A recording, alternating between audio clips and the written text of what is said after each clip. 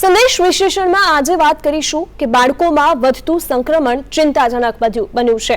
બીજી વેવમાં જ લાખો બાળકો સંક્રમિત થઈ ચૂક્યા છે, ત્યારે મહારાષ્ટ્રમાં 1.75 લાખ તો કર્ણાટકમાં 1.50 લાખ બાળકો બીજી વેવમાં સંક્રમિત થયા છે। તો આ બીજી બાજુ રાજસ્થાન, ઉત્તર પ્રદેશ, દિલ્હી સહિતના રાજ્યોમાં પણ બાળકોના સંક્રમણની સંખ્યા વધુ છે।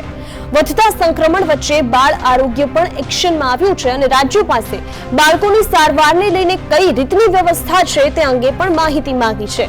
કુલ 22 સારવાર ઉપકરણોની સંખ્યા અને વ્યવસ્થાની માહિતી માંગવામાં આવી છે। આરોગ્ય સર્વેક્ષણમાં દેશમાં બાળ રોગ નિષ્ણાતોની 78.1% અછત હોવાનું પણ સામે આવ્યું છે।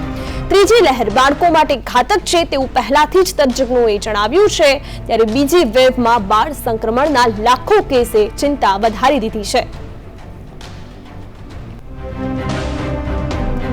જે રીતે ત્રીજી વેવ આવશે અને આ ત્રીજી વેવમાં સૌથી વધુ બાળકો સંક્રમિત થશે એવો ભય જે જોવા મળી રહ્યો હતો, પરંતુ અત્યારે જે પરિસ્થિતિ છે તે કંઈક એ દર્શાવી રહી છે કે ત્રીજી વેવ હવે ખૂબ જ નજીક પહોંચી ગઈ હોય, કારણ કે લાખો બાળકો દેશભરમાંથી આ બીજી વેવમાં જ સંક્રમિત થયા છે। નવજાત બાળકોથી લઈને અનેક બાળકો આ બીજી વેવમાં જ કોરોનાથી સંક્રમિત થયા છે, ત્યારે બાળકો પર કોરોના સંક્રમણનો ખતરો હવે વધ્યો છે। 5 થી 12 વર્ષના બાળકો પર કોરોનાનો ખતરો વધ્યો છે।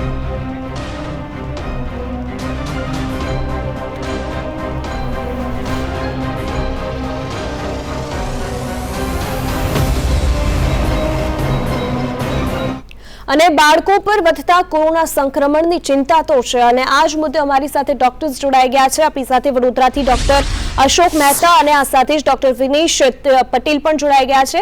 આ બંનેનું સ્વાગત છે સંદેશ ન્યૂઝમાં। અને સૌથી પહેલા ડોક્ટર અશોક, આપને એ પૂછવા માંગીશ કે જે રીતે આપણે એવું કહી રહ્યા હતા કે ત્રીજી વેવ આવશે અને આ ત્રીજી વેવમાં સૌથી વધુ બાળકો સંક્રમિત થશે, પરંતુ બીજી વેવમાં જ લાખોની સંખ્યામાં બાળકો સંક્રમિત થઈ ચૂક્યા છે, તો શું એવું માની લેવું જોઈએ કે આ ત્રીજી વેવની શરૂઆત છે?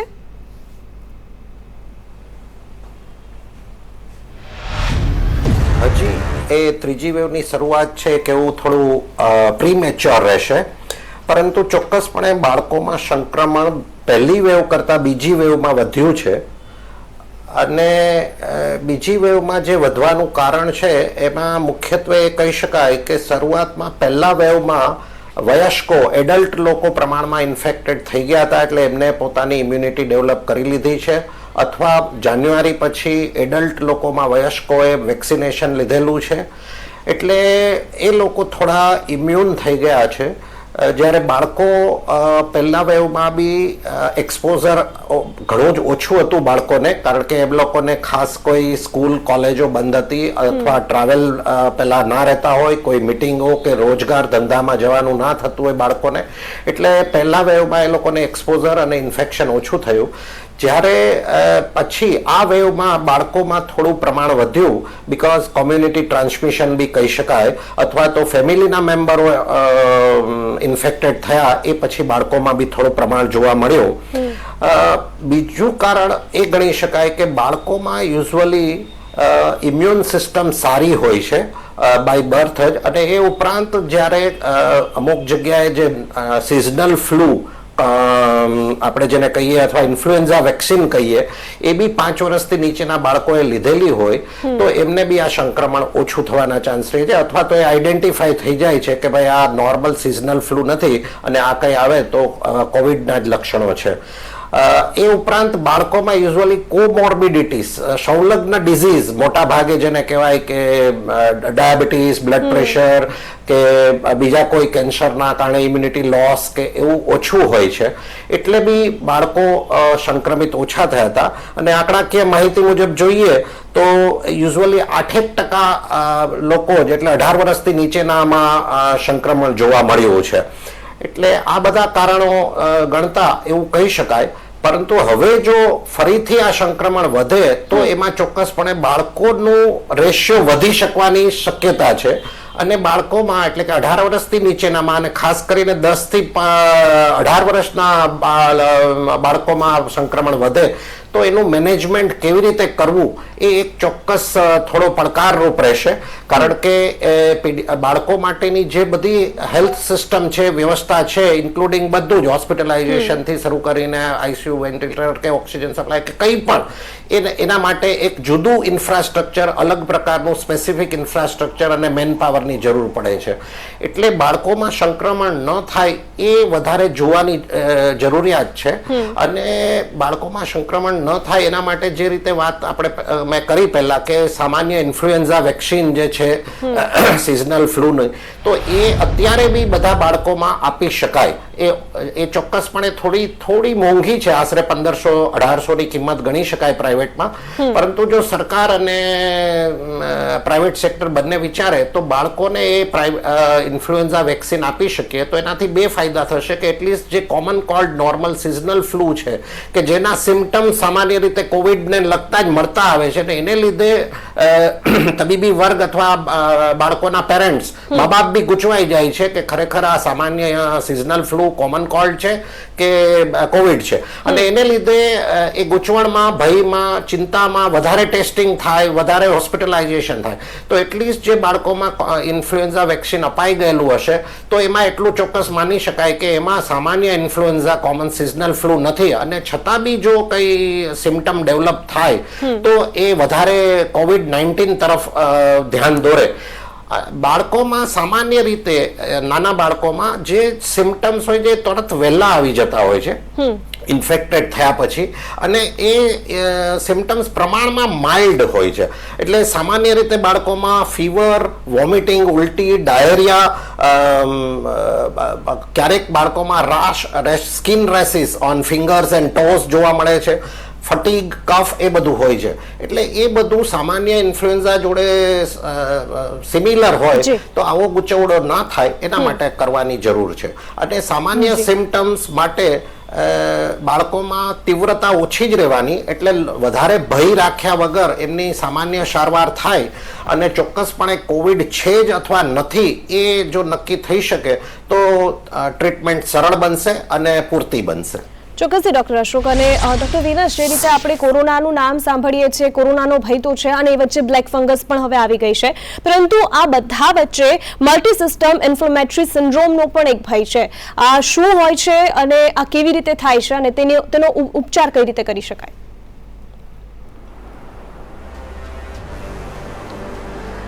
મલ્ટી સિસ્ટમ ઇન્ફ્લામેટરી ડિઝોર્ડર જે આજકાલ આપણે જોવા મળે છે તે એસ્પેશિયલી પોસ્ટ કોવિડ ચિલ્ડ્રનમાં જોઈએ છે, તે પણ 4 to 6 વીક્સ એટલે 4 થી 6 અઠવાડિયા પછી આપણને જોવા મળે છે. અને એની સિમ્પલ સિમ્ટમ્સ સાથે જ પેશન્ટ આવે છે કે તાવ આવે કે બોડી એક થાય, રેશિસ થાય, આખા શરીર લાલ થઈ જાય, ઇવન ડાયરિયા, વોમિટિંગ, હવે સિમ્પલ કમ્પ્લેન્ટ સાથે જ આવે છે.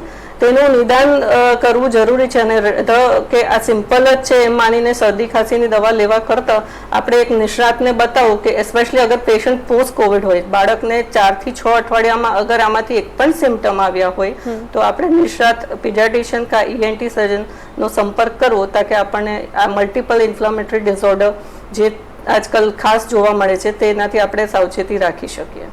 ઓકે. અને ડૉક્ટર, જે રીતે આ જે મલ્ટી સિસ્ટમ ઇન્ફ્લેમેટરી સિન્ડ્રોમ છે, કોઈ પેરેન્ટ્સને ક્યારે જાણ થાય કે, કારણ કે એક બાળકને જ્યારે શરદી, ઉધરસ કે એવું થતું હોય તો એમને સામાન્ય રીતે કોઈ નોર્મલ ડૉક્ટર પાસે લઈ જવામાં આવતા હોય છે ને સામાન્ય દવાઓ આપી દેવાતી હોય છે, પરંતુ અત્યારે આ સિચ્યુએશન વચ્ચે પેરેન્ટ્સે ક્યારે કેવા સિમ્ટમ્સ વધુ દેખાય ત્યારે ડૉક્ટર પાસે જવું જોઈએ અને ત્યારબાદ આ સિન્ડ્રોમની પુષ્ટિ થઈ શકે?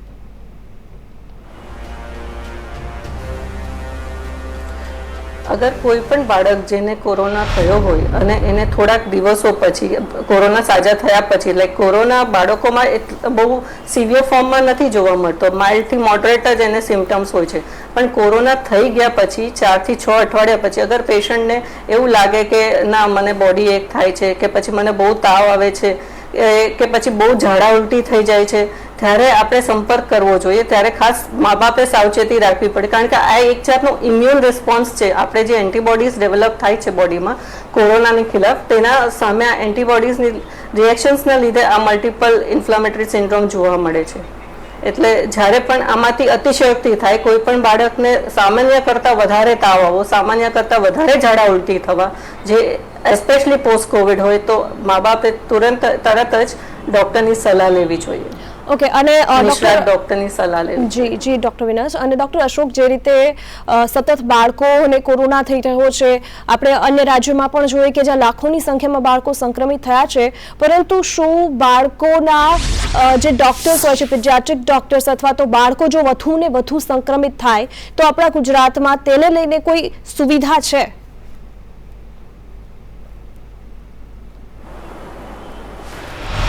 ચોક્કસપણે જે આ વાત થઈ કે બાળકોમાં એટલે કે પીડિયાટ્રિક સેક્ટરમાં જો આ વધે તો એના માટે સ્પેસિફિક ઇન્ફ્રાસ્ટ્રક્ચર અને સ્પેસિફિક મેન પાવરની જરૂર પડશે. એ જે સામાન્ય 15-18 વર્ષથી ઉપરના લોકોમાં જે સારવારનો ઇન્ફ્રાસ્ટ્રક્ચર હોય એ કદાચ પૂરું કામ ના કરે.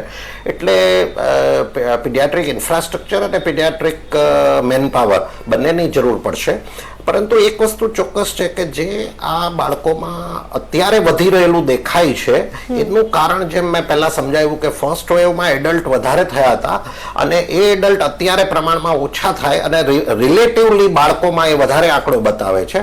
એટલે આપણને એની ચિંતા છે કે બાળકોમાં વધી શકશે અથવા તો સો કોલ્ડ ત્રીજો વેવ કેમ. અને મીનવાઇલ જે કંઈ વચ્ચે સિંગાપુરના વેરિયન્ટ અંગે થોડું ઘણી જે ચર્ચા વિવાદ થયા એને લીધે બી એક એવું આવ્યું કે ભાઈ બાળકો માટે આ સ્પેસિફિક સ્ટ્રેઇન કંઈ કામ કરે છે. પરંતુ સત્તાવાર રીતે કોઈ બી ઓથોરિટીએ હજી એને પેલું નથી કર્યું, અનુમોદન નથી આપ્યું કે અત્યારે જે મ્યુટેશન આપણે ત્યાં વધારે છે, સ્ટ્રેઇન B1617, એના 3 લાઇનેજ અથવા 3 વેરિયન્ટ જે કહીએ 1, 2, 3, એમાંના 2 આપણે ત્યાં વધારે છે અત્યારે. પણ એ બી બાળકો માટે સ્પેસિફિક વધારે પેલું અસર કરશે એવું અત્યારે નથી લાગતું. પરંતુ ચોક્કસપણે રિલેટિવલી હવે જ્યારે એક એડલ્ટમાં બંને વસ્તુથી હર્ડ ઇમ્યુનિટી અને વેક્સિનેશન ઇમ્યુનાઇઝેશનને લીધે એમના પ્રમાણ ઓછું થવાનું, ત્યારે રિલેટિવલી એડલ્ટના કમ્પેરિઝનમાં 20 બાળકોમાં એ પ્રમાણ કદાચ વધારે દેખાવાનું. ઓકે, એટલે અત્યારે ફાઇઝર બાયોએનટેકે બી 12 થી 15 વર્ષ. જી, સાથે જ અમારા સંવાદદાતા હિરેન પણ અમારી સાથે જોડાઈ ગયા છે. અને હિરેન, જે રીતે આપણે જોયું કે અન્ય રાજ્યોમાં લાખોની સંખ્યામાં બાળકો કોરોનાથી સંક્રમિત થઈ રહ્યા છે, ખુદ મુખ્યમંત્રીએ પણ કહ્યું છે કે આપણે ત્રીજી વેવ માટે તૈયાર છે, પરંતુ જો બાળકો વધુ સંક્રમિત થાય છે તો ગુજરાતમાં અત્યારે કેવા પ્રકારની સુવિધા યથાવત છે અથવા તો સુવિધાઓ થઈ રહી છે?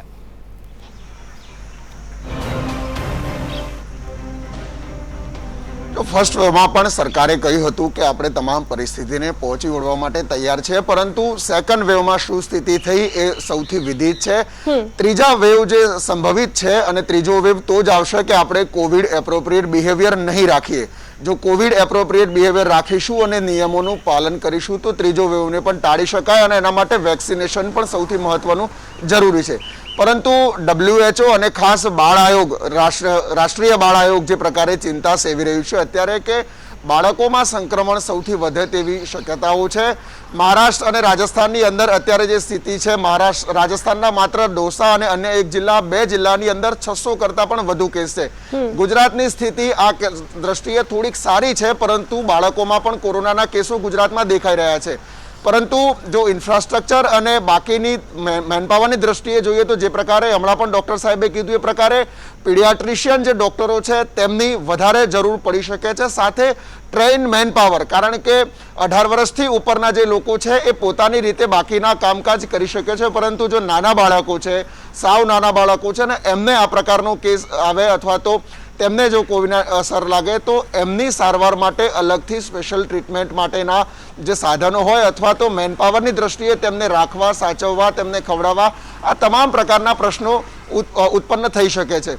સાથે 18 વર્ષથી ઉપરના જે લોકો છે તેમના માટેનું જે ઇન્ફ્રાસ્ટ્રક્ચર હોય, ICU હોય અથવા તો બાકીની મેડિકલ ટ્રીટમેન્ટ અથવા તો હાઈડોઝના જે દવાઓ જે છે તે નાના બાળકો માટે ઉપયોગ થશે કે કેમ એ સૌથી મોટો પ્રશ્ન છે.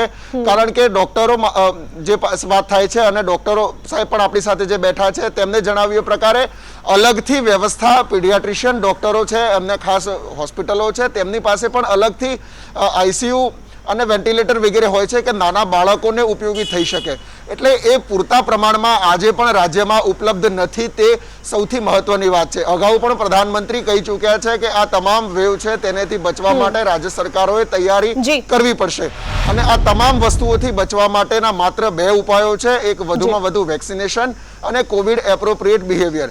એક સારી સ્થિતિ એ છે કે WHO પણ કહ્યું છે કે ભારતની સ્વદેશી જે વેક્સિન એક નવી આવી રહી છે, નસ્લ કરીને એનું નામ છે, હજુ નામ ફાઇનલ આવી રહ્યું છે, કદાચ હું ભૂલતો ન હોઉં તો એ નસ્લ છે, એ બાળકો માટે કારગર નીવડે તેવી શક્યતા અત્યારે હાલ દેખાઈ રહી છે. ચોક્કસથી નોઝલ વેક્સિન ચોક્કસથી ફાયદાકારક થઈ શકે છે. ડોક્ટર વિનેશ, જે રીતે આપણે બાળકોને બચાવવાના છે કોરોના સંક્રમણથી, પરંતુ બાળકો એટલું સમજતા નથી જેટલું એડલ્ટ લોકો સમજતા હોય અને જીદ કરતા હોય છે કે ભાઈ અમારે નીચે રમવા જવું છે, અને ત્યાંથી પણ તેમને કોરોના થઈ શકે છે. ત્યારે પેરેન્ટ્સે ખાસ શું ધ્યાન રાખવું જોઈએ ઘરે?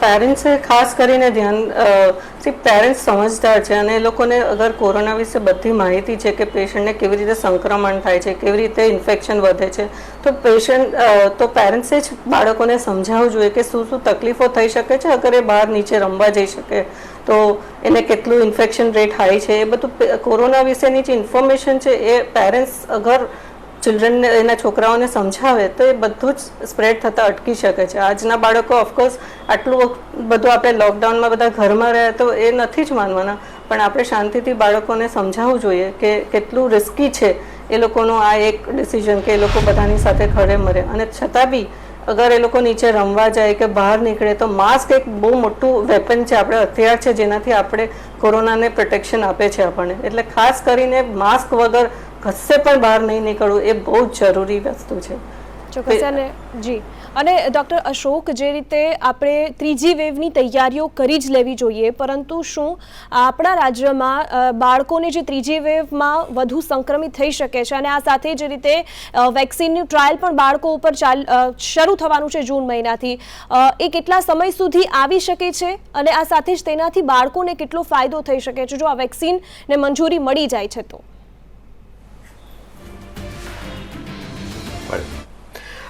હું પર ખાસ 3 મુદ્દા ઉપર ધ્યાન દોરીશ કે ત્રીજા વેવને રોકવા માટે વયસ્કમાં કે બાળકોમાં એની તૈયારી તો જરૂરી જ છે, પરંતુ સાથે સાથે જે પહેલા વેવ અને બીજા વેવમાં જે ભૂલ કરી, ખાસ કરીને તંત્રએ કે સરકારે જે ભૂલ કરી એનું રિપીટેશન ન થાય એ બહુ જ જરૂરી છે.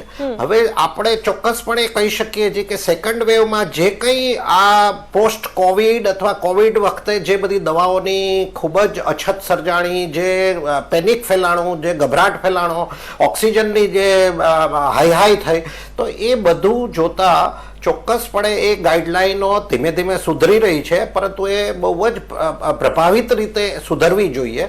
જેમ કે જે એક થંબ રૂલ આપણે પહેલાથી આપી દીધો કે 94 થી નીચે પલ્સ ઓક્સિમીટર બતાવે એટલે તાત્કાલિક હોસ્પિટલમાં દોડી જાવ અને ઓક્સિજનની જરૂર છે. અરે ખરેખર એ વિચારવા લાયક વસ્તુ છે. એ લોકોમાં ખૂબ ભય ફેલાવ્યો અને લોકો ગભરાટમાં એ માટે ગયા અને હોસ્પિટલોમાં બી, કોવિડ હોસ્પિટલ કે કોવિડ કેર સેન્ટરમાં બી સીધી ઓક્સિજન થેરાપી ચાલુ કરી.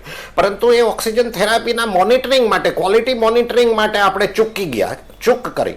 તો એ એક પોઈન્ટ છે. જેવી બીજો છે રેમડેસિવિર, ટોસિલિઝુમાબ જેવા ઇન્જેક્શનોનો જેને કહેવાય અતિરેક થયો, ખૂબ જ મોટા પાયામાં ઉપયોગ થયો. કોકટેલ ઓફ દવાઓ વપરાણી, સ્ટીરોઇડ્સ, ઇન્સ્યુલિન, હિપેરિન, અને એને કારણે જે પાછળથી કોમ્પ્લિકેશન થયા, મ્યુકોરમાઇકોસિસ એમાંનું જ એક કારણ છે. મ્યુકોરમાઇકોસિસ સેકન્ડ વેવમાં આટલું બધું વધવાનું.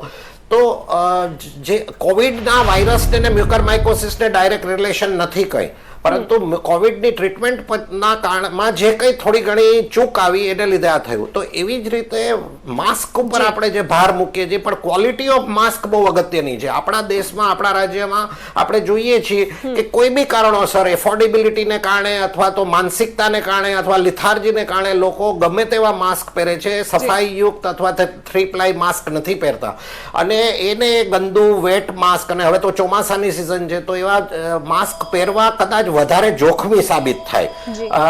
વેક્સિનની બી જ્યારે વાત કરીએ તો વેક્સિન જરૂરી છે ઇમ્યુનિટી માટે, પણ આપણે ચોક્કસપણે સમજવું પડશે કે 1 કે 2 ડોઝ વેક્સિન લેવાથી કદાચ આનો અંત નથી આવવાનો. એ કદાચ વેવને સ્પીડને બ્રેક કરશે, રોકશે.